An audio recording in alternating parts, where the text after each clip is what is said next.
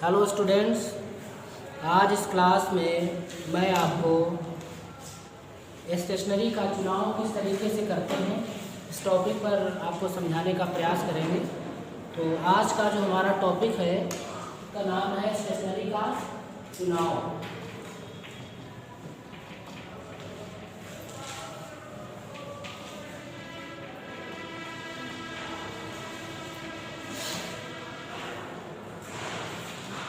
भावी भविष्य में जब आप किसी कार्यालय को ज्वाइन करेंगे, वहाँ के पदाधिकारी के रूप में आप काम करेंगे, तो अब चूँकि आप लोग ऑफिस मैनेजमेंट ब्रांच से हैं तो किसी ऑफिस में ही आप काम करेंगे। तो वहाँ पर आपको यह मौका ज़रूर मिलेगा कि हमको कौन सी स्टेशनरी खरीदनी चाहिए, कौन सी नहीं खरीदनी चाहिए, कौन सी हमारे कार्यालय के लिए सही है। सही से अभिप्राय हमारा यह है कि जो ज़्यादा महंगी भी ना हो, ज़्यादा सस्ती भी ना हो, अच्छी गुणवत्ता की हो, है ना। उसको ही हम कहते हैं चयन करना, चुनाव करना। चार चीज़ें आपके पास में हैं, उन चार में से अच्छी कौन सी है। अगर आपने यह पहचान लिया तो इसी को तो कहते हैं चयन करना, है ना। आपने कह दिया सभी सही है तो ये तो आपने कोई चयन नहीं किया।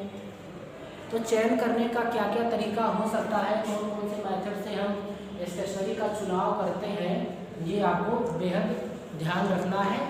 और ये सब हमको करना क्यों पड़ता है, हम ये बार बार आपको बताते हैं कि आप किसी न किसी व्यावसायिक कंपनी में होंगे, है ना, व्यावसायिक संस्थान में होंगे, जहाँ का एक ही मुख्य उद्देश्य होता है कि खर्चों को कम करना, है ना, खर्चों को कम करना।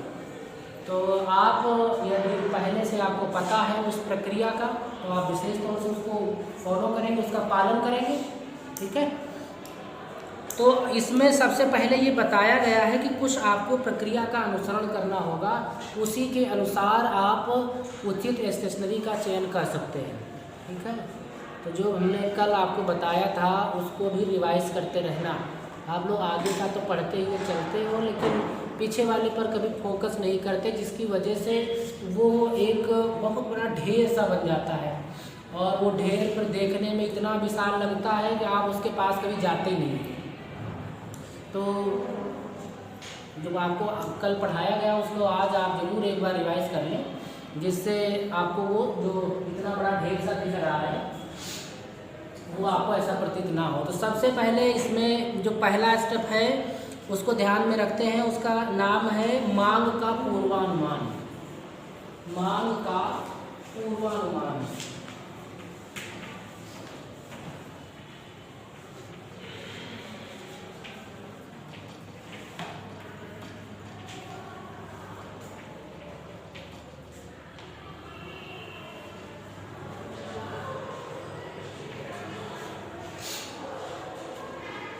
मांग का पूर्वानुमान, यहाँ से आपको कुछ आपके दिमाग में आया, इसका क्या अभिप्राय हो सकता है? मांगने से पहले सर पता हो कि क्या देना है। मांग का अनुमान आपको पहले से ही लग जाए कि लोग कितना मांग सकते हैं, है ना। जैसे आप देखो मार्केट में बहुत सारी दुकानें हैं, है ना, और उनके वहाँ पर वैसे सामान तो हमेशा बिकता है। अमित नाम है ना आपका? आकाश। तो सामान तो हमेशा बिकता है, पर डे कस्टमर जाते हैं खरीदने के लिए, लेकिन कुछ ऐसा समय आता है जहाँ पर उनको लगता है कि उनका सीजन आएगा, त्यौहार कोई आने वाला है, उनको लगता है कि इस बार ज़्यादा से ज़्यादा कस्टमर्स हमारे पास आएंगे और ज़्यादा सामान हमसे खरीदेंगे। तो उसका वो क्या करते हैं, पहले से आकलन करते हैं कि कितना ग्राहक हमारे पास आ सकता है ना। अब आने का मतलब ही तो मांग का है, वो आएंगे तो किस लिए आएंगे, नमस्ते करने तो नहीं आएंगे, कुछ ना कुछ तो सामान खरीदेंगे, यानी डिमांड करेंगे, मांग करेंगे भाई ये सामान है आपके पास का है। अब है तो फिर टर्म एंड कंडीशंस हैं कि आप कितना दोगे, वो तो अलग की बात है ना। तो वो इस प्रकार से हम क्या करते हैं कि पहले से ही अनुमान लगाते हैं कि हमसे लोग कितना इस बार सामान मांग सकते हैं, कितना हमसे खरीद सकते हैं, तभी तो आप अच्छी तरीके से बल्क में उस हिसाब से आप खरीदोगे। आपको लगता है नहीं कोरोना का समय चल रहा है, लोगों के पास पैसा है नहीं, सब बहुत परेशान है, इस बार तो सामान ज़्यादा लाना सही नहीं है, तो ये जो थिंकिंग आपके दिमाग में है ये क्या है, एक अनुमान ही तो है, एक पूर्वानुमान है कि नहीं इस बार सब परेशान ज़्यादा चल रहे, त्रस्त चल रहे, तो कोई इस प्रकार को ज़्यादा सामान नहीं खरीदेगा है। तो जब इस प्रकार से आपको लगता है, किसी को हम कहते हैं मांग का पूर्वानुमान लगाना है। डिमांड का पहले से ही आकलन कर लेना, गेस कर लेना। आपने गेस कर लिया कि इस बार बहुत सारे लोग सामान खरीदेंगे, पिछली बार हमने इतना सामान खरीदा था, इस बार हम उसमें 10% का इजाफा करेंगे, है ना। बहुत लोग क्या करते हैं कि हम सामान में इजाफा करेंगे, लेकिन अब हमको उसे सेल भी तो करना है, तो उस पर कुछ ना कुछ ऑफर देते हैं, उससे भी मांग बढ़ती है। उनको लगा कि सामान हमको इतना बेचना है, लेकिन हमको लगता है कि पड़ोस वाली जो कंपनी है वो बहुत उसके कस्टमर बहुत ज़्यादा हैं। कहा कि इस बार सामान हम उससे ज़्यादा बेचेंगे। कैसे बेचेंगे? कुछ ना कुछ डिस्काउंट देंगे, कोई ऑफ़र देंगे, और कहते हैं कि आदमी को जहाँ ऑफ़र दिखता है वो उधर उधर जाता है, भले सामान कैसा भी हो, है ना। एक स्वाभाविक लक्षण होता है, उसको पता है कि बगल में भी यही टमाटर बेच रहा है, वो भी टमाटर ही बेच रहा है, लाल लाल दोनों के हैं, और एक अगर 2 रुपये सस्ता है, इसका मतलब क्या टमाटर तो वो भी है, दिख तो रहे हैं। तो ये स्वाभाविक लक्षण होता है मनुष्य का कि वो उस तरफ थोड़ा सा उसका रुझान हो जाता है। तो अब इसकी मान लो कि नई कंपनी थी, पड़ोस वाले की पुरानी कंपनी है, वो ज़्यादा सामान बेचता है क्योंकि वो ज़्यादा दिनों से बेच रहा है ना। आप कम दिनों से बेच रहे हैं, लेकिन आप भी इस बार उसको टक्कर देना चाहते हैं, सामान ज़्यादा आप खरीदेंगे, फिर उसके ऊपर आप अपना कोई न कोई कंसेशन ऑफर देंगे, जिससे कि वो कस्टमर आपकी तरफ आकर्षित होंगे। तो अनुमान लगाया कि इस बार हम ज़्यादा सामान खरीदेंगे। ज़्यादा सामान खरीदेंगे मतलब ज़्यादा मात्रा में खरीदेंगे, तभी तो सस्ता पड़ेगा, है ना। तो ये पहली कंडीशन है कि आपको अपने बिजनेस में जो खरीदारी करनी है, स्टेशनरी की खरीदारी करनी है, उसमें आपको पूर्वानुमान पहले से लगाना है, ठीक है। यहाँ हम स्टेशनरी की बात कर रहे हैं, कहते स्टेशनरी का माल से क्या मतलब है, माल बेचना है, स्टेशनरी का क्या करेंगे। आप सामान बेचोगे, मान लो कि आप साड़ियों का व्यापार है, आप सूरत से खरीद करके लाते हैं, तो उसमें भी तो पैकिंग के लिए पॉलीथीन की ज़रूरत पड़ती है, स्टेशनरी नहीं है वो। आपके कार्यालय की तो वही स्टेशनरी है ना।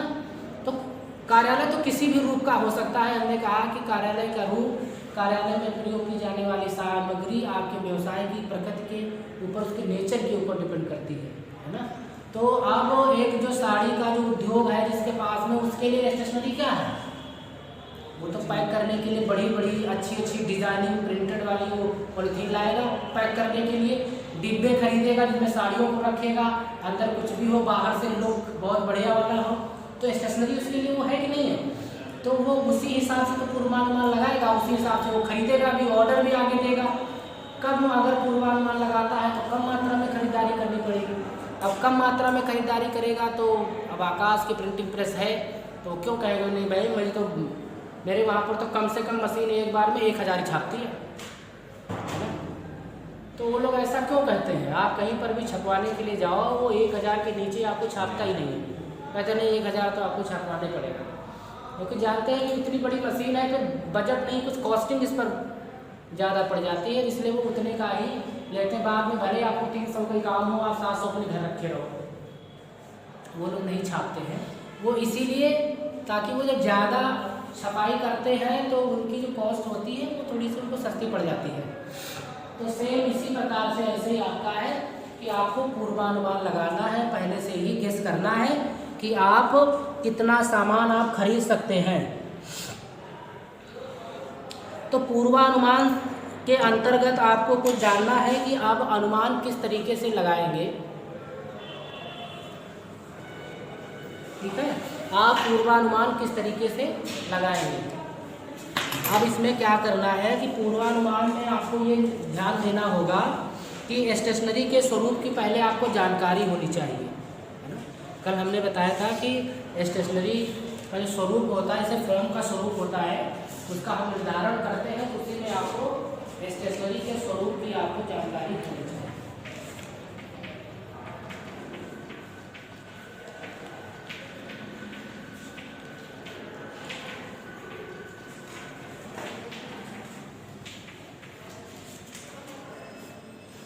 स्टेशनरी के स्वरूप की जानकारी।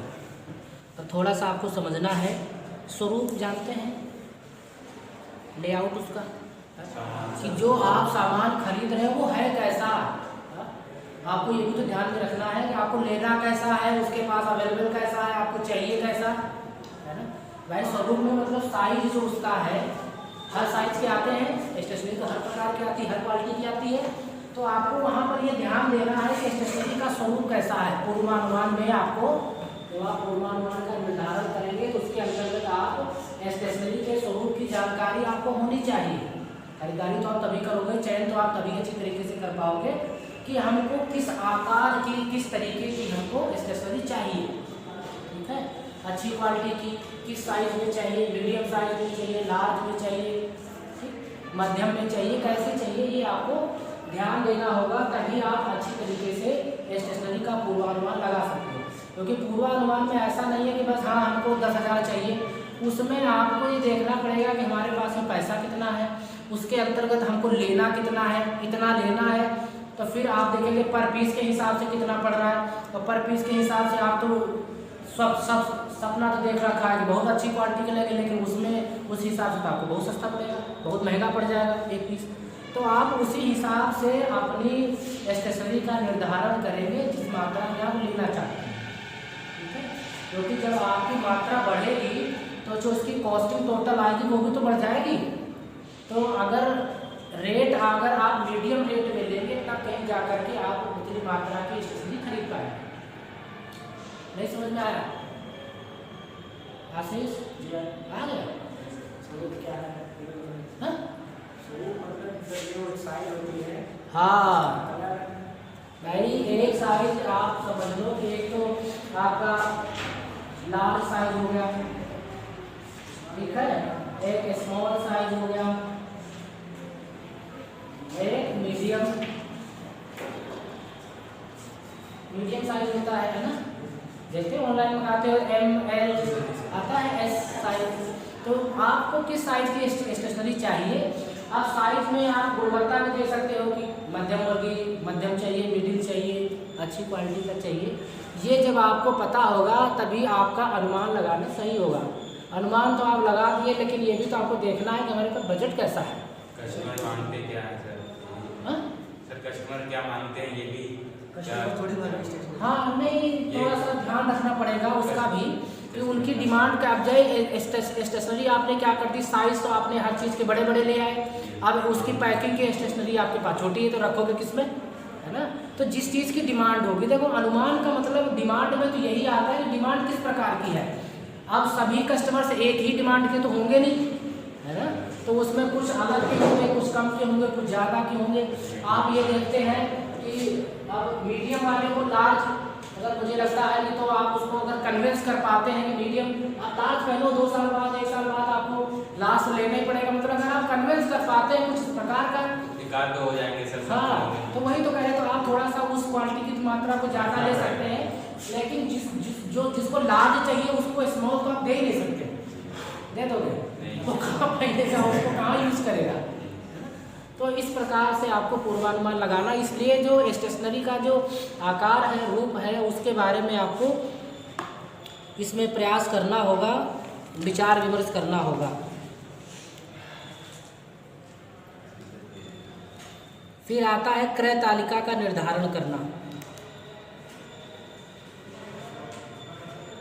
ये जो मैं आपको बता रहा हूँ ये इसी के अंतर्गत आ रहा है, मांग का पूर्वानुमान। कि मांग का पूर्वानुमान करेंगे तो कौन कौन सी बातें आपको ध्यान रखनी होगी। तो आपको क्रय तालिका बनानी होगी, ठीक है। क्रय तालिका का मतलब समझ रहे हैं कि आपको अब लार्ज के कितने चाहिए, स्मॉल के कितने चाहिए, है ना, मिडिल की तैयार करनी पड़ेगी।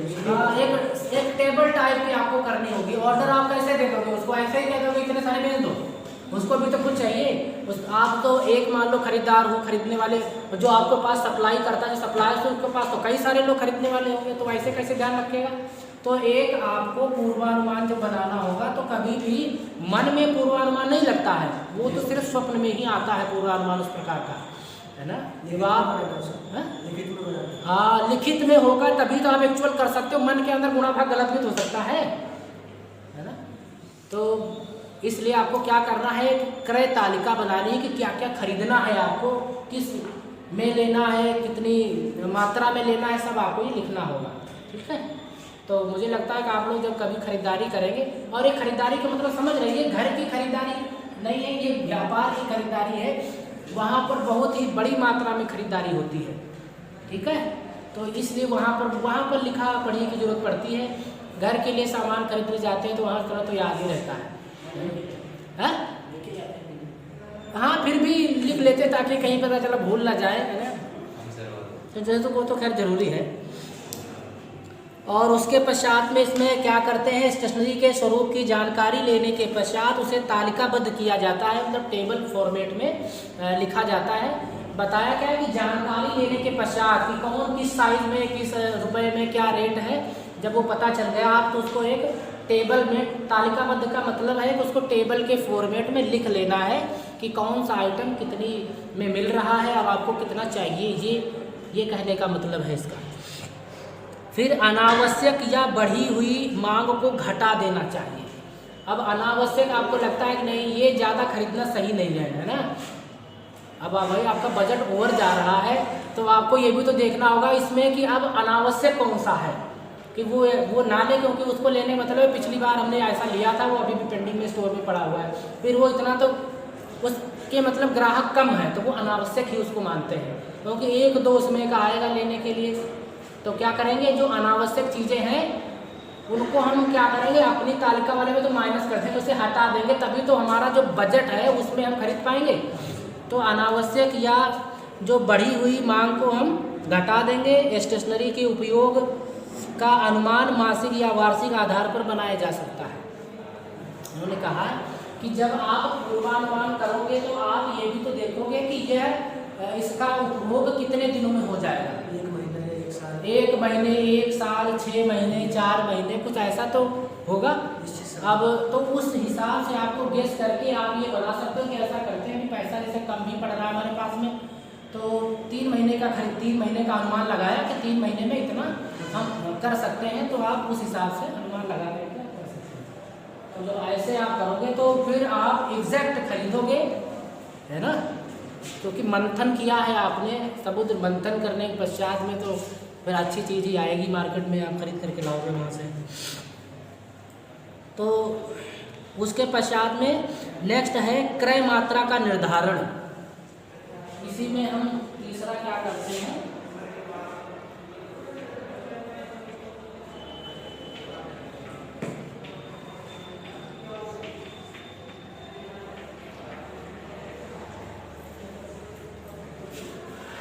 क्रय मात्रा का निर्धारण। ये 3 चीज़ें आपको ध्यान में रखनी है आपके पूर्वानुमान के लिए। आपने स्टेशनरी के स्वरूप की जानकारी प्राप्त करनी है, कौन सी कितने में मिल रही है ना। हो सकता है अलग अलग कंपनी के रेट भी अलग अलग हो, क्वालिटी के हिसाब से रेट अलग अलग हो, सब कुछ पता कर लेना है मार्केट में सर्वे करके, कई सारे लोगों से मिल करके। फिर क्रय तालिका बनाएंगे, वो हम अपने हिसाब से अपना करते हैं कि कौन सी कंपनी का चाहिए, उसका क्या आ रहा है, सब बाकायदा लिखित में। ठीक, फिर क्रय मात्रा का निर्धारण। बहुत सारे लोगों को ऐसा लग रहा होगा सर ये तो बहुत आसान है ना, और पता नहीं आप इसको इतना लेंथी क्यों कर रहे हो, है ना। तो आप जब इसको आप समझ लोगे ना, फिर आप भूलोगे नहीं करेंगे। सर क्रय बिक्री होता है ना सर, क्रय मतलब खरीदना, परचेस, खरीदना चाहिए, विक्रय मतलब बेचना। क्या सर, विक्रय मतलब बेचना, क्रय खरीदना, विक्रय बेचना, ठीक है, कोई बात नहीं। तो यही तो हम कह रहे हैं, जिसको कुछ भी ना समझ में आता आप पूछोगे तो कोई ना कोई तो बताएगा आपको। पूछने से क्या होता है कि हमको हमारे अंदर की जो हेजिटेशन है वो दूर होती है। और अगर आप इस प्लेस पर अगर आप हेजिटेट होते हैं, यहाँ नहीं कुछ पूछ पाते, बहुत से लोगों के अंदर ना बहुत ज़्यादा ईगो होती है, पूछेंगे नहीं तो दूसरे के सामने इंसल्ट हो जाएगा, तो वो कभी भी ऐसे चलते रहते हैं। क्योंकि यह एक प्लेटफॉर्म है, इसको हम स्कूल कहते हैं, जहाँ पर आप बहुत कुछ सीखते हैं, है ना। तो उस प्लेस पर आपको अनुशासन में रहते हुए सब कुछ जानने का अधिकार है, ठीक है। तो जब आपने क्रय तालिका बना ली, तो अब क्रय तालिका बन गई कि क्या क्या हमको खरीदना है ना। कौन सी चीज़ कितने की मिल रही है। फिर आप क्रय मात्रा का निर्धारण करेंगे कि किसकी कितनी मात्रा हमको खरीदनी है। पता चल गया कि ये चीज़ इतने की मार्केट में उपलब्ध है, ठीक है। फिर हम अपने बजट के अनुसार, मार्केट में तो ये इतनी की है तो हम ज़्यादा तो ले नहीं सकते, हम इतनी लेंगे। फिर अपनी वहाँ क्रय मात्रा बताएंगे, इस ये सामान इतने का, ये इतने का, इतने इतने पीस चाहिए इसमें से। हाँ इसके इतने, वही क्वांटिटी हमको, मात्रा मतलब करनी है। क्वांटिटी कि किसकी कितनी हमें खरीदनी है। तब आप एक सटीक पूर्वानुमान लगा सकते हो। जब तक आपको स्वरूप की जानकारी नहीं होगी, स्वरूप की जानकारी अपने घर बैठ करके तो होगी नहीं, है ना। आप कई सारी कंपनियों से संपर्क करके, पत्र के माध्यम से, दूरसंचार के माध्यम से, ईमेल के माध्यम से उनसे संपर्क स्थापित करें। जो आपको चाहिए उसकी कोटेशन मंगवाते हैं, है ना, कोटेशन मंगवाते हैं और वो फिर उसके रेट फिक्स करके आपको भेजते हैं, ये हम आपको इतने में उपलब्ध कराते हैं। 4-5 जगहों से हम लेते हैं जानकारी, फिर उसके आधार पर हम अपनी टीम में विचार विमर्श करते हैं, फिर क्रय तालिका बनाते हैं, फिर क्रय मात्रा का निर्धारण कर लेते हैं कितना खरीदना है। तो हमारा एक सटीक पूर्वानुमान लगता है। तो आप इसको याद रखना, मुझे नहीं लगता कि आपके लिए ज़्यादा कठिन है कि सबसे पहले मांग का पूर्वानुमान करते हैं। तो पूर्वानुमान में हम कौन कौन सी बातें ध्यान में रखते हैं। सबसे पहले स्टेशनरी के स्वरूप की जानकारी आपको होनी चाहिए। फिर हम क्रय तालिका बनाते हैं, फिर क्रय मात्रा का निर्धारण करते हैं। निर्धारण मतलब समझ रहे हैं, फिक्स करना, क्वांटिटी निर्धारित करना, उसकी फिक्स करना। ये तो आप इसी तरीके से आप कभी खरीदिएगा। जब हम बड़ी मात्रा में खरीदते हैं तब हमको इन बातों पर विचार विमर्श करना पड़ता है। जब हम अपने बजट को भी ध्यान में रखते हैं तब इस प्रकार की प्रक्रिया का हम अनुसरण करते हैं, ठीक है। क्योंकि हमने बताया था कि व्यापार का एक ही उद्देश्य होता है। क्या होता है व्यापार का उद्देश्य? यहाँ हो नहीं आप सर, हाँ वही कह रहे हैं, लेकिन हो नहीं तुम यहाँ, ठीक है। ये आपने समझ लिया। अब स्टेशनरी का पूर्वानुमान आपने लगा लिया। अब स्टेशनरी को हम खरीदेंगे, ठीक है। तो अब जब हम सामग्री स्टेशनरी किस प्रकार से परचेस करते हैं, उसका प्रोसीजर क्या होगा, ये आपको जानना है। सर ये क्वेश्चन आएगा स्टेशनरी का चुनाव, इसमें पूरा लिखना पड़ेगा। हाँ पूरा ही लिखना पड़ेगा स्टेशनरी के चुनाव में।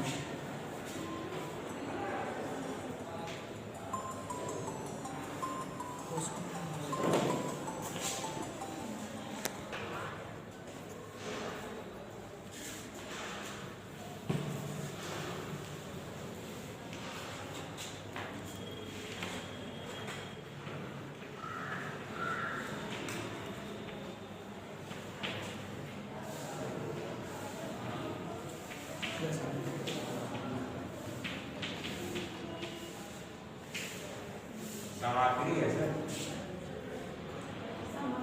सही तो है। सामग्री इधर सर मैं दिख रहा था। हाँ सही बोल रहा हूँ, वही लिखना है।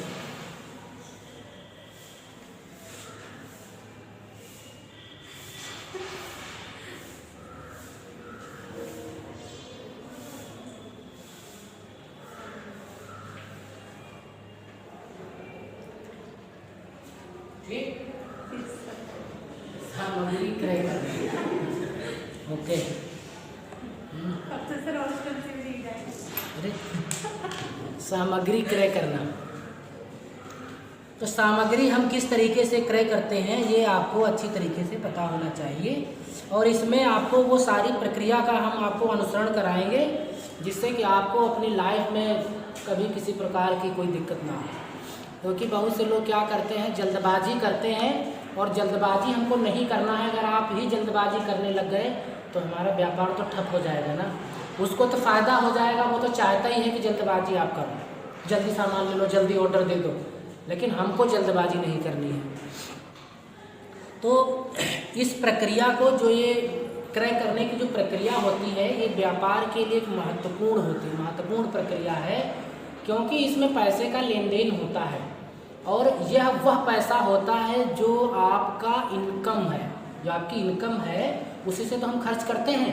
अगर आप उसको खर्च ना करो तो वो आपकी बचत होती है, लेकिन चूँकि अब हमको ख़रीदारी तो करनी है, तो ख़रीदारी के लिए अब हमको इतनी जल्दबाजी नहीं करनी है, पूरे विचार विमर्श के साथ में हमको ख़रीदारी करनी होती है। तो अब देखते हैं, तो ख़रीदारी आपको जब करना है तो कुछ बातों का आपको विशेष तौर से ध्यान देना है। सबसे पहला है क्रय कहाँ से किया जाए। क्रय कहाँ से किया जाए। खरीदारी तो हम बहुत जगह से कर सकते हैं, लेकिन सबसे पहले क्रय कहाँ से करना है ये आपको ध्यान रखना है।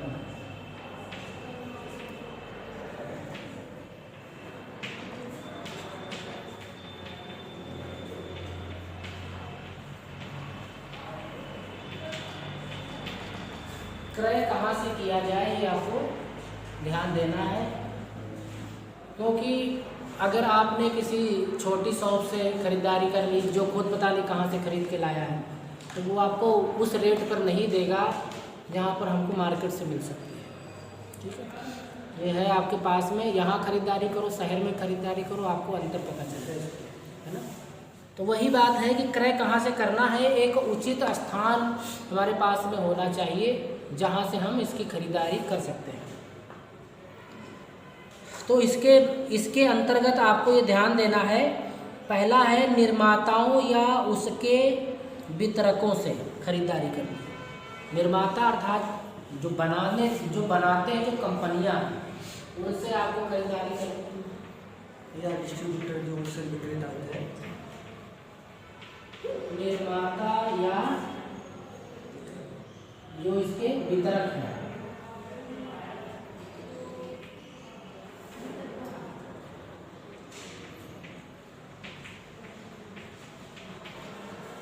निर्माता या वितरकों से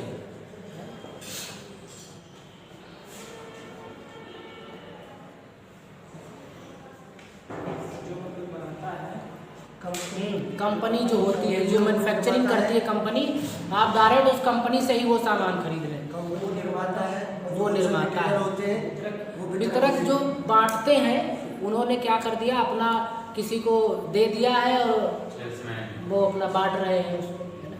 कंपनी क्या करती है, खुद ही अपने लिए अपने अंडर में नियुक्त करती है वितरक। उनका कह दिया जिनका काम यही है कि उनका काम मैं सामान के लिए ही एक यूनिट बनाती है ना।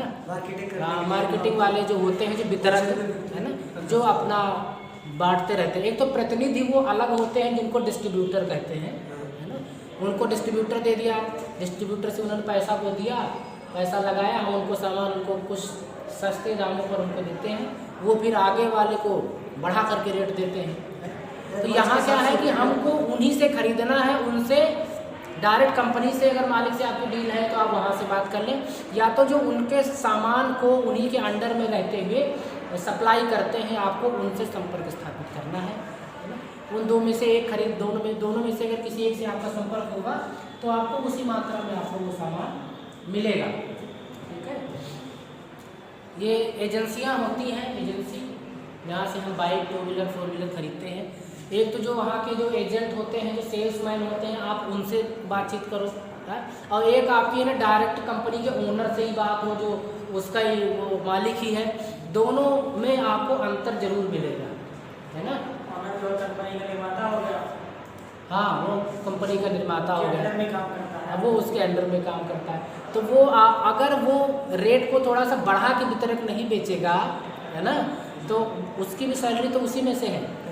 लेकिन अगर आप डायरेक्ट कंपनी से करते हैं, उसको लगता है कि हाँ ये व्यक्ति हमारे लिए कस्टमर सही है और हमेशा हमसे आगे खरीदेगा, तो वो जितना उनके लिए अलाउ है ना, उसमें से भी 2-4% आपको छूट दे सकता है। ठीक है ना, जो मालिक होता है, क्योंकि उसको तो अथॉरिटी है। अगर उसने 1% भी कम कर दिया तो आपके लिए तो सही है, आधा % भी कर दिया तो क्या दिक्कत है, सामान तो वही मिल रहा है। तो आप उस तरीके से अप्रोच करेंगे। तो आपको कहाँ से खरीदारी करनी है, निर्माताओं से, जो मैन्युफैक्चरिंग कंपनियाँ होती हैं, जो स्टेशनरी बनाती हैं या जो अन्य सामान आप खरीद रहे हैं, यदि आप उनसे ही खरीदेंगे तो मुझे लगता है इससे बेटर और ऑप्शन भी मिल सकता है। ठीक है, क्योंकि यहाँ पर जब आप खरीदते हैं तो बीच के जितने भी झंझट होते हैं, जितने भी एजेंट, डिस्ट्रीब्यूटर, बीच वाले हैं, जो उनका कमीशन है वो ख़त्म हो जाता है और उतने का ही हमको प्रॉफिट हो जाता है अगर कोई समझो कि हम कोई सामान 100 रुपये का है और वो डिस्ट्रीब्यूटर के पास में जाता है, तो अब वो कुछ नहीं तो अगर वो 110 रुपये का ही बेचता है और हम इनसे खरीदते हैं तो पर आइटम हमको 10 रुपये महंगा पड़ता है, नहीं पड़ता। और वही अगर हम फिर किसी दुकान वाले से खरीदते हैं, है ना, ये तो डिस्ट्रीब्यूटर हो गया। डिस्ट्रीब्यूटर के ऊपर भी होलसेलर टाइप के होते हैं, है ना, जो होलसेल में सामान लेते हैं। या आप मान लो कोई एजेंट है या कोई दुकान वाला है जो इनसे खरीद के लाया है, आप यदि उनसे खरीदारी करते हैं तो भी आपको महंगा पड़ेगा।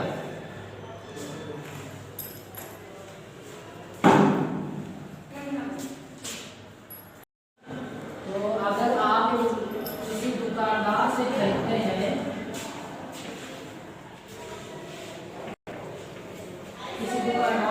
तो ये अगर आप इससे खरीदेंगे और इसने 10 रुपये इस पर बढ़ा दिए, तो अब आपको ये सामान कितने रुपए महंगा पड़ेगा? 20 रुपये महंगा पड़ेगा, क्योंकि ये पहले आपको 10 रुपये महंगा पड़ रहा था जब आप यहाँ से खरीदते थे, तो इससे खरीदने लगे 20 रुपये महंगा पड़ने लगे, है ना। तो यही बातें आपको पता होनी चाहिए। देखो थोड़ा सा टाइम लगता है, थोड़ा सा मंथन करना पड़ता है, पता करना पड़ता है कि इसकी कंपनी कहाँ है ना। और वो कंपनी वाले भी चाहते हैं कि कोई डायरेक्ट कस्टमर हमको मिल जाए जो हमसे सप्लाई लेता रहे, है ना। तो आपको ऐसा विचार विमर्श करना है, पता करना है, तो वो आपके लिए और कंपनी के लिए फायदेमंद होगा। अब सर आइटम आपको देखो 20 रुपये की बचत हो रही है। आप सोचते हो कि यहीं से खरीद ले, जल्दी मिल जाएगा। हाँ, अगर तत्काल डिमांड है और वहाँ से नहीं मिल पा रहा है, यहाँ है, तो थोड़ा सा आप ले लो। सर मात्रा की भी बात होती है। अब एक आध पीस तो आप खरीदोगे नहीं सर दुकानदार से हम 10 पीस कर सकते हैं, कंपनी से 10 पीस लीजिए। ये कंपनी की ही बात हो रही है। आप एक वितरक ही हो, बड़े स्तर पर आप अपना काम करते हो, है ना। तो आप ये घर के लिए तो आप खरीदोगे नहीं, घर के लिए तो खरीदते हैं तो हम अपने वही पड़ोस वाली दुकान से खरीद लेते हैं, ना। ये तो बात हम क्या कहें कि जब आप किसी कंपनी में होंगे ना, या खुद की कंपनी होगी तब, क्योंकि वहाँ पर पैसे बचाना एक बहुत बड़ी बात है। आपको हर पहलू पर ध्यान देना पड़ेगा। खुद की कंपनी भी ना हो, अगर आपको जिम्मेदारी दी गई है तो आपके उस कंपनी को घाटे में लेके जाओ। तो प्रयास करो कि आप निर्माताओं से खरीदो तो ज़्यादा सही है।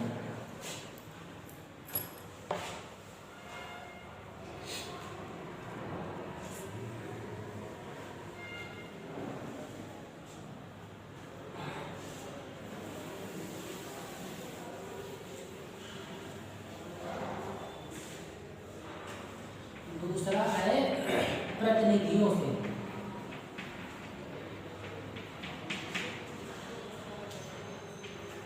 प्रतिनिधि जो हमारे डिस्ट्रीब्यूटर एजेंट होते हैं, है ना, अगर हम उनसे यहाँ से भी खरीद सकते हैं, ठीक। निर्माताओं से नहीं तो प्रतिनिधियों से खरीद लें।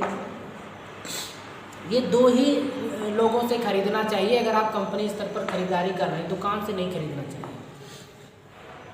बहुत लोग क्या करते हैं कि वो बात हम यहाँ पर कहना नहीं चाहते हैं, फिर भी हम कह देते हैं, चलो वो नहीं कहते हैं तो ज़्यादा ही सही है, क्योंकि आपको सिर्फ हमेशा अच्छी बात बतानी चाहिए, ठीक है। किसी दूसरे रास्ते पर आपको नहीं लेके जाना चाहिए। तो एक बात आपको पता चल गई कि कहाँ से खरीदना है। अब एक दूसरा स्टेप इसमें है कि क्रय की नीति क्या होनी चाहिए, ठीक है। सामग्री जब क्रय करना होगा तो आपको ये ध्यान देना होगा सबसे पहले कि क्रय कहाँ से किया जाए। अब दूसरी बात है कि क्रय की नीति क्या होती है, कि क्रय किस तरीके से किया जाए। ये तो कहाँ से हो गया, अब किस तरीके से, किस विधि से, किस मेथड से किया जाए, उस पर हम थोड़ा सा आपको बताएं। तो पहला स्टेप था कि क्रय कहाँ से किया जाए, कि क्रय नीति चाहिए।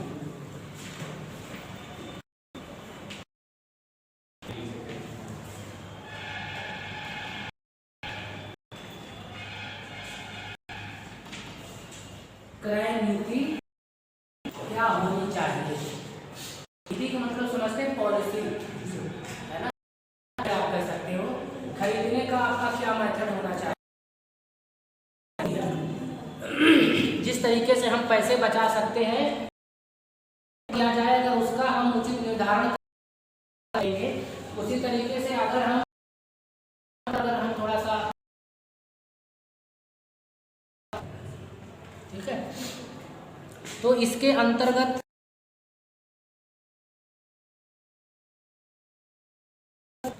एक ही एजेंट से क्रय किया जाए। क्रय पॉलिसी आपकी कैसी होनी चाहिए?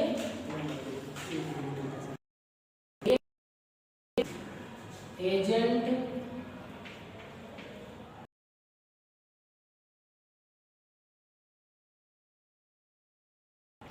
से क्रय किया जाए, जिससे आप हमेशा खरीद रहे हो, आप उसी से क्रय करते रहो। क्या बढ़िया है। इस बार तो उसने परवीन पहुंचे, पहुंचता ही कुछ इस हिसाब से है, इतने का है, इतने का है, ऐसे देंगे भाई, सस्ता कर। उन्होंने कहा ठीक है चलिए 1 रुपये सस्ता कर लेंगे, बड़ा खुश हुआ। अगली बार मांस लेके आते, एक बार कहते हैं सस्ता कर दो, अगली बार ले बोले पिछली बार में इनको 109 रुपये का दिया, 10 का रेट बताया था, इस बार बोले भाई पहले ही रेट बढ़ गए, 125 का वही सामान को कितना बिगड़ाओगे, कितना खाओगे उससे करके कि कम कर दो, है ना, 1 रुपये कम कर देंगे, 2 रुपये कम कर देंगे, अब तो बहुत घाटा हो रहा है इनको, तो घाटा हो गया इस बार भाई। उसने उसको घाटा नहीं हुआ, उसने तुम्हारी अच्छी तरीके से ये हमेशा पॉलिसी आप याद रखो कि कभी भी एक नहीं क्रय करना चाहिए। क्यों? क्योंकि फिर वो हमारे भोले बदलते रहो, आपको जरा भी लगता है इसमें कुछ बढ़ा, कुछ कम हो गया है इस बार रेट, वो पहले चीज पड़े, पहले हुआ है, बड़ा होगा तो ठीक है, इसको अभी नहीं ले। तो अब मतलब हमेशा अपनी गर्दन उसके हाथ में, तो ये हमारा ग्राहक नहीं देना नहीं है, मतलब उधार लेना होगा तो हर जगह हर कोई उधार देता है, हर कंपनी उधार देती है, हर, लेकिन उस है ना, कुछ देना पड़ता है, कुछ उसके साथ तालमेल रहेगा तभी तो सर से खरीदोगे तो बढ़ाने की उनको, वो भी कस्टमर डायरेक्ट जुड़े, वो भी चाहते हैं, तो वो भी तो आपके सामने अपनी कंडीशन रखेंगे, ठीक है हम देंगे, लेकिन भाई बड़े ले 2-4 चीनी पड़ोस में लेते हैं, तो चीनी लेने जानी है तो मुझे 2 दिन का उधार देंगे, ज़्यादा नहीं देंगे, तो उनका फिर अब रास्ता छोड़ दो, अलग बात है, वो एक अलग बात है, वो कंपनी है, उनके टर्म एंड कंडीशन है ना, आपका रजिस्ट्रेशन उसके पास, कंपनी आपकी रजिस्टर, मैं समस्त नियम कानून फॉलो करता हूँ, ये वो केस दायर, वहाँ तो मिल जाता है इसी बार। बस ये है कि वो एक बार देखते हैं कि हम आदमी ठीक है, बेच पाएगा कि नहीं बेच पाएगा, वो सब पता करता है।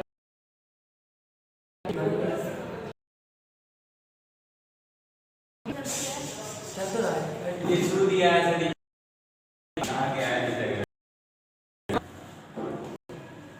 क्या हो गया? तो आपको ध्यान देना है कि आपको किससे क्रेता से आपको खरीदारी नहीं करनी है, क्योंकि वो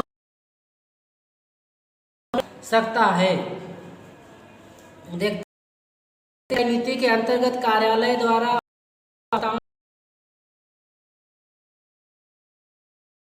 कई कार्यालय एक प्रकार की स्टेशनरी विक्रेता से तथा दूसरे प्रकार के विक्रेता से खरीदते हैं। एक स्टेशनरी दूसरे से खरीदते हैं। इस नीति के अंतर्गत कार्यालय एवं आपूर्तिकर्ताओं के बीच अच्छे संबंध स्थापित हो जाते हैं। नियमित रूप से आपूर्ति करती रहती है। साधारणतया इन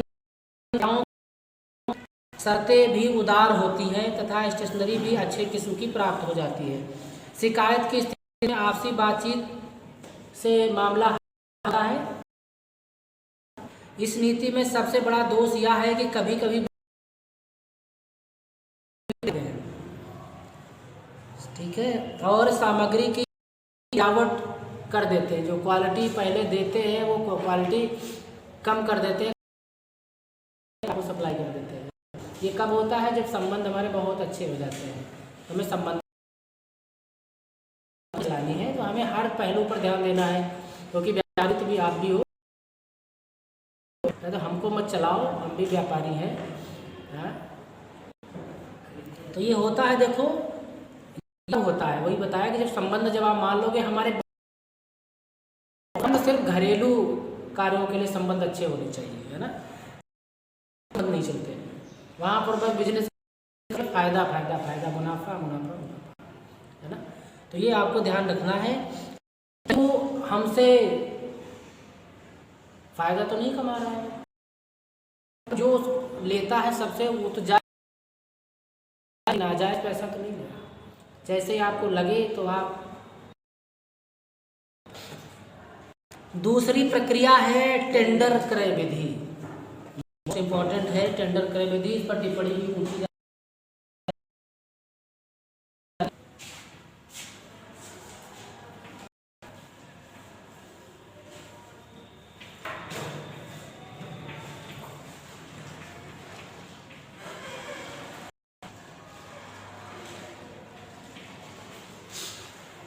टेंडर क्रय विधि।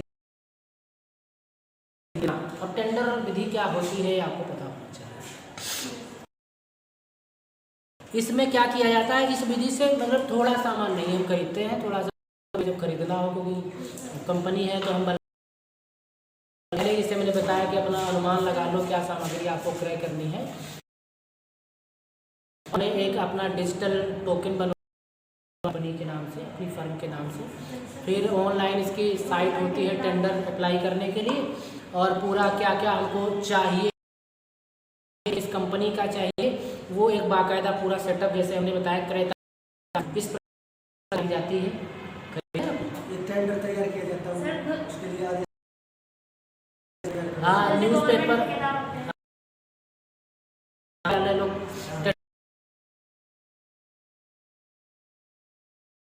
बनवाते हैं तो पहले टेंडर उसका निकलता है। उसमें क्या होता है कि कई सारे व्यक्ति हमको ऑनलाइन मिल जाते हैं और वो उसमें अप्लाई करते हैं, उसके इच्छुक होते हैं, मैं सामान दूंगा, मैं सामान दूंगा। हमने तो अपनी लिस्ट लगा दी है। PWD वाले क्या करते हैं, उनके पास सामान क्या है खरीदने के लिए, बताते हैं यहाँ से यहाँ तक सड़क बननी है, इसका बताओ कौन बनाएगा, हाँ क्वालिटी है, वो सब तो होता है, सब अपने आप ही करते हैं सब ठेकेदार लोग। आपको तो स्टेशनरी खरीदनी थी, तो आप क्या क्या आपको चाहिए, कितनी मात्रा में चाहिए, कौन सी शीट पूरी एक्सेल पे बनाई जाती है, करते हैं, करने के पश्चात में वो सारी इंफॉर्मेशन उनको चाहिए वो सब भर देते हैं। ठीक है, अब उसके पश्चात में लोग ऑनलाइन तो कहीं से भी कोई पूरे भारत संपर्क कर सकता है कि हम देना चाहते हैं, हम देना चाहते हैं। फिर क्या करते हैं, सभी लोग उसमें अप्लाई करते हैं, चाहिए इसको चाहिए, हम आपको उपलब्ध कराना चाहिए, देते हैं कि जो आपने लिस्ट दी हम ये रेट आपको देंगे। ठीक, सभी लोग अप्लाई कर देते हैं, सब ने। फिर उसकी एक डेट होती है, उसको कहते हैं बीट, है ना, टेंडर खोला जाता है। और टेंडर की प्रक्रिया ये है कि जो रास्ता उपलब्ध हमको कराता है, भाई उसने 1000 तो सबको तो मिलेगा नहीं, और उसमें यही कि किसको दिया जाए, जो हमको अच्छा देता है सामान, सस्ता देता है सामान, उसको भी कर देते हैं, बाकी सब मिलते हैं। तो हमको कहीं जाना है और एक ही पटल पर ऑनलाइन हमको मिल जाता है, देते हैं हम। हाँ, पेपर में भी सरकारी लोग निकालते हैं, कंपनियां वैसे अपना ऑनलाइन करती हैं, उन्हें क्या मतलब है। किसी को भी दिया है टेंडर संविधान बताइए उसको। सब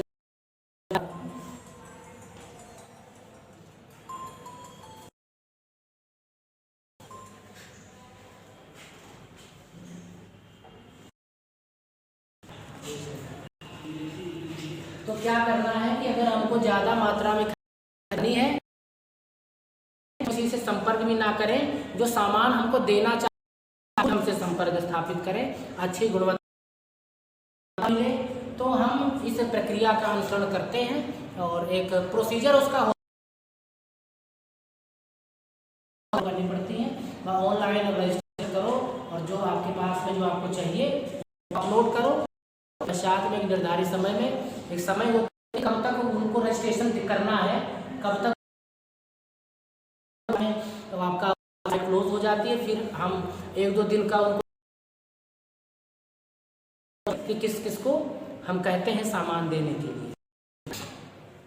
तो ये प्रक्रिया मुझे ज़्यादा सही लगती है, लेकिन इसमें जो हम कहते हैं इसमें ज़्यादा ही हाँ, तब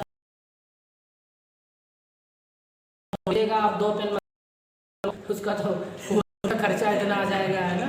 तो ऐसे नहीं, बड़ी मात्रा में खरीदते, बड़े बड़े सामान खरीद, टेबल चेयर्स हैं आपको चाहिए तो 1000 चाहिए तो आप बड़ी बड़ी कंपनियां जो बनाती हैं, इनका काम ही है तो फटाफट जो भी चाहिए आप सब मंगा सकते हो आप। अच्छी चीज़ है। फिर जो बेचने वाले जो एजेंट हैं, एजेंट जो किसी से खरीद लेते हैं, फिर अपना है, आप उनसे भी आप खरीदारी कर सकते हैं। तो इस कार्यालय में कुछ कार्यालय में बिक्री प्रतिनिधि आदेश लेने आते हैं और बिक्री के नमूने भी लाते हैं। वो उनका वो एजेंट है कंपनी के, कार्यालय मेरा ये प्रोडक्ट है, इतना बढ़िया, इतना टिकाऊ, सस्ता, अच्छा है, तो आप उनको ऑर्डर दे सकते हो।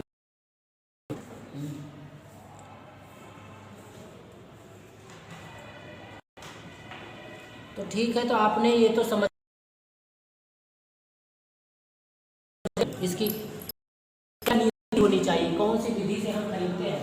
तो एक आप एक एजेंट से, विक्रेता से, टेंडर विधि से हो सकता है, आप प्रतिनिधि से भी खरीद सकते हो।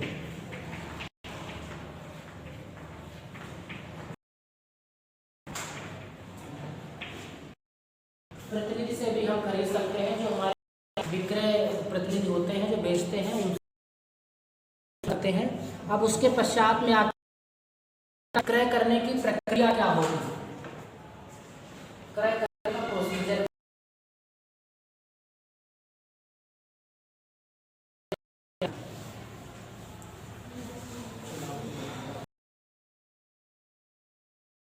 कि आपको ये याद हो जाए अच्छी तरीके से। ये जो हेडिंग है पूरी विस्तार कर रही है। हाँ, इसमें आप हेडिंग आपको याद होगी तो आप स्वतः अपने आप भी इसको एक बार पढ़ लेंगे तो आपको किसी प्रकार की कोई दिक्कत नहीं होगी।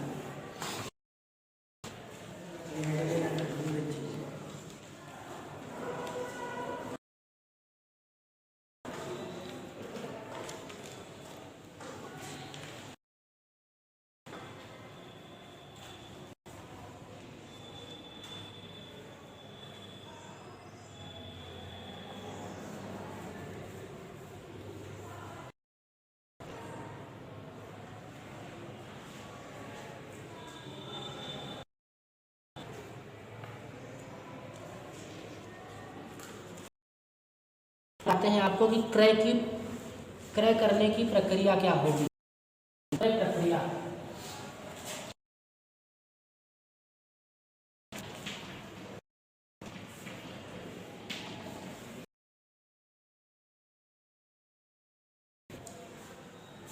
क्रय प्रक्रिया के अंतर्गत आपको ध्यान देना है, सबसे पहले विभिन्न विभागों से मांग का आना कब क्रय कर सकते हो? जब सभी विभाग लोगों से, विभाग जितने भी विभाग आपके अंतर्गत आते हैं वो आपको हमको ये चाहिए, हमको ये चाहिए, हमको ये चाहिए, या तो आप उनसे डिमांड करते हैं कि आपको क्या क्या चाहिए, तभी तो आप बोलेंगे।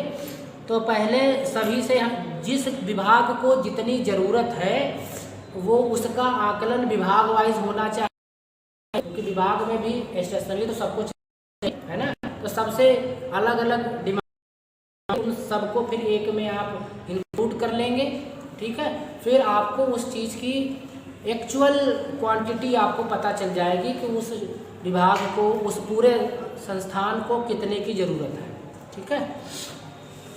तो पहले आपको विभिन्न विभाग है वो आपको प्राप्त करनी होगी। फिर जब मांग आपको प्राप्त हो जाएगी उसको तालिकाबद्ध करते हैं, फिर क्वांटिटी का उसमें निर्धारण करके आप क्रय बढ़ा सकते हैं। क्रय नीति का पालन करना।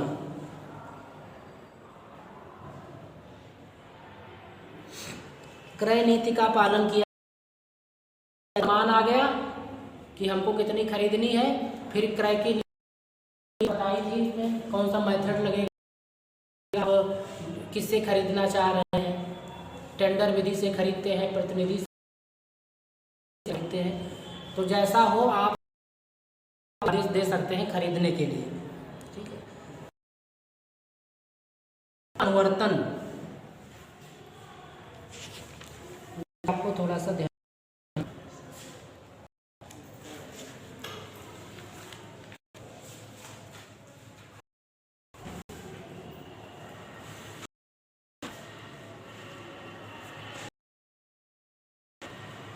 ये पूरी प्रक्रिया देख ली कि क्रय की क्या प्रक्रिया हो सकती है। क्रय की प्रक्रिया में दो बिंदु हैं, विभाग से मांग का प्राप्त करना और मांग प्राप्त होने के पश्चात में क्रय नीति का पालन।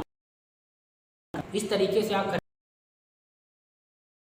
था कि मांग का पूर्वानुमान करते हैं, ठीक है।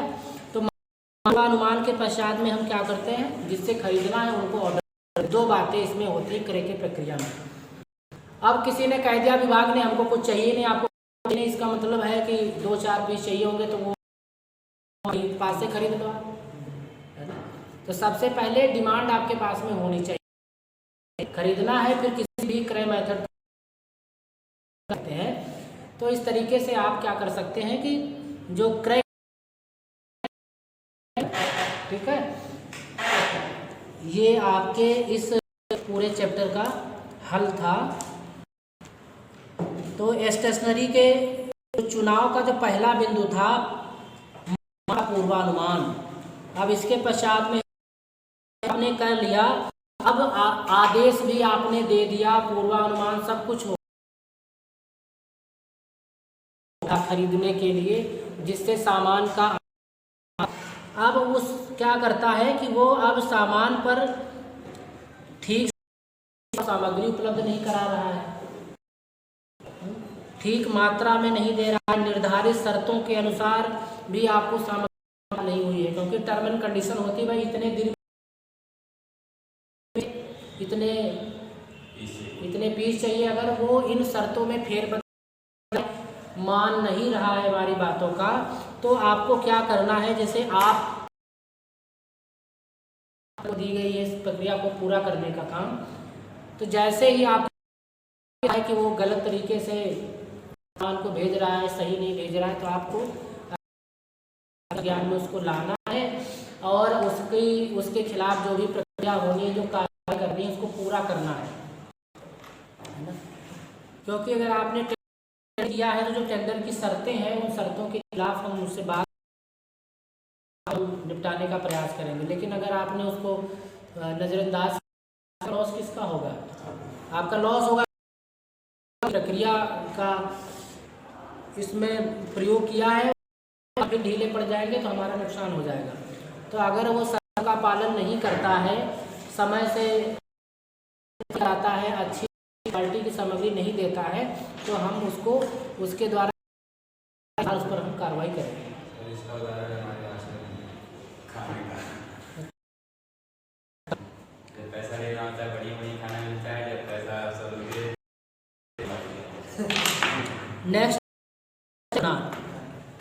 नेक्स्ट है रिकॉर्ड रखना, यानी रिकॉर्ड को मेंटेन करना। रिकॉर्ड को जो हम मेंटेन कैसे करते हैं ये आपको पता है कि है शुरुआत से लेकर के लास्ट तक के उन सब की एक फ़ाइल आपके पास में चाहिए। उस फाइल को आप बड़ी अच्छी तरीके पर लिख दें कि ये किस से रिलेटेड आप, ताकि जब भी ज़रूरत पड़े तो आप आसानी से उसको बाहर निकाल सकें। और हर दस्तावेज, अगर टेंडर प्रक्रिया संबंधी सारे कागज उसमें लगे होने चाहिए। क्रय का पूर्वानुमान, मात्रा का निर्धारण किया, सारे दस्तावेज चाहिए। अगर आपने ट्रांसफर किया है तो उसकी भी रसीद आपके पास में होनी चाहिए, है ना। जो समझौते हुए हैं आपकी कंपनी के, उन समझौतों का अनुबंध पत्र है वो भी बाकायदा होनी पड़ती है। तो उस फाइल को हम निकाल करके जांच होती को इंस्ट्रक्शन होता है। तो अगर हमारे पास दस्तावेज ही नहीं के कहीं डाल देते हैं तो फिर उसमें हमारा फॉल्ट आता है। तो इसलिए जो रिकॉर्ड रखना बेहद ज़रूरी है ना, क्योंकि उससे आपके ऊपर कोई प्रश्न चिन्ह नहीं उठाता, इसलिए रिकॉर्ड मेंटेन करना बहुत जरूरी है। नेक्स्ट है आपका ग्रहण कैसे किया जाए, भंडारण। कार्यालय में उपयोग की जाने वाली स्टेशनरी काफ़ी मात्रा में खरीद ली जाती है। ऐसी स्थिति में उसके भंडारण की उचित व्यवस्था करनी चाहिए, निरंतर एवं नियमित पूर्ति की जा सके। व्यवस्था ही स्टेशनरी की क्षति को बचा सकती है तथा कि जब आप खरीदने के पश्चात में उसका जो स्टोरेज है नीचे डलवा दिया, दीमक लग गई, चूहों ने काट, ढेर के ऊपर ढेर आपने रखवा ऊपर सामान, ट्रेन आप नहीं कर रहे हो, उसका चली गई, कितनी पास आपके पास अवशेष, आपको लेखा जोखा रखना है। सामान लाए रख दिया, पता चला कि कहीं से नहीं है तो उसमें बेकार हो गई, है ना। तो इन सब चीज़ों का आपको करना है और रिकॉर्ड मेंटेन करने के पश्चात में उसके भंडारण व्यवस्था आपको उसी तरीके से करनी है, क्योंकि कंपनी में आपको पता है किसी भी क्षण बैठता नहीं है, हर क्षण उसको काम करना पड़ता है। और जब आप अच्छी तरीके थोड़ी अच्छी तरीके से नहीं करेंगे, आपको वो सामान देना है, बहुत टाइम लगेगा आपको।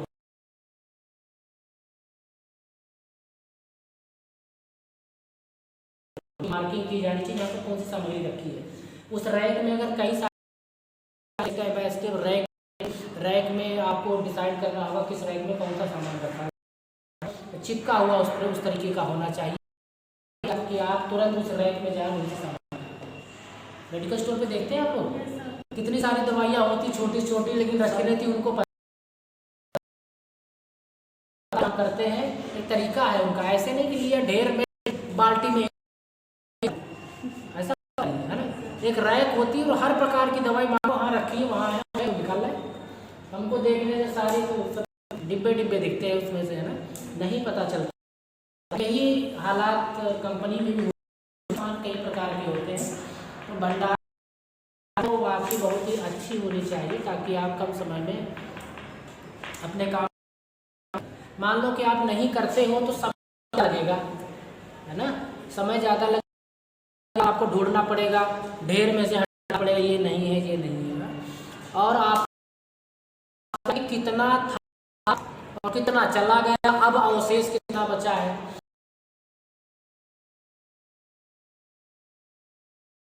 कितना बचा है, हमने आपको बताया पास में आइए, ठीक है। आज आपसे 500 उसमें से ले पास में एग्जैक्ट टाइम पर कितने होने चाहिए, 1500 हमारे पास में, 15,000 होने से 2000, 1500 तो हमारे पास में होने चाहिए। अब यहाँ पर क्या है, फिर इसमें से कोई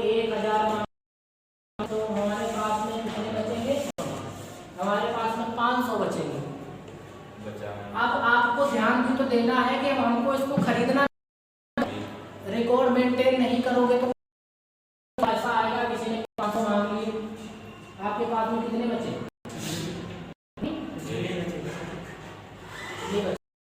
तो बचेंगे नहीं।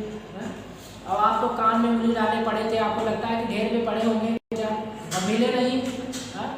तो जब ऐसी कंडीशन आ जाती है कि हमारे पास में बहुत कम बचे हैं और क्रय प्रक्रिया आपने चालू कर रखी, सामान आया नहीं है, दूसरा वाला 500 मांग रहा है, उसको 500 नहीं देंगे, ऐसा कहेंगे तुम यार 200 ले लो, तुम 100 ले लो, क्योंकि अगर तुमसे 500 ले जा करके तो 500 की खपत तो करनी देगा, है ना। और सबको हमें काम चलाना है, सभी को देना है, हर कोई भी डिपार्टमेंट बीच में मांग सकता है। तो हो सकता है कि 400 तुम्हारे पास बचे, तो कोई आगे उसको 50 दे देंगे, फिर किसी को 100 दे देंगे। तो जब तक सामान नहीं आएगा तब तक होगा। तो ये रिकॉर्ड रखना बहुत जरूरी है, क्योंकि एक जब न्यूनतम मात्रा हमारे पास में बचती है उस समय हम क्रय की प्रक्रिया स्टार्ट करते हैं। तो ये रिकॉर्ड रखना आपको बहुत जरूरी है, ठीक है। तो आशा करते हैं कि आज की इस क्लास को, इसमें आपको ये समझना था कि स्टेशनरी का चुनाव हम किस तरीके से करते हैं, वो आपको समझ में आया होगा। तो आज की इस क्लास को वाइंड अप करते हैं और नेक्स्ट क्लास में फिर से उपस्थित होकर आपको समझाने का प्रयास करते हैं। स्टेशनरी का चुनाव है।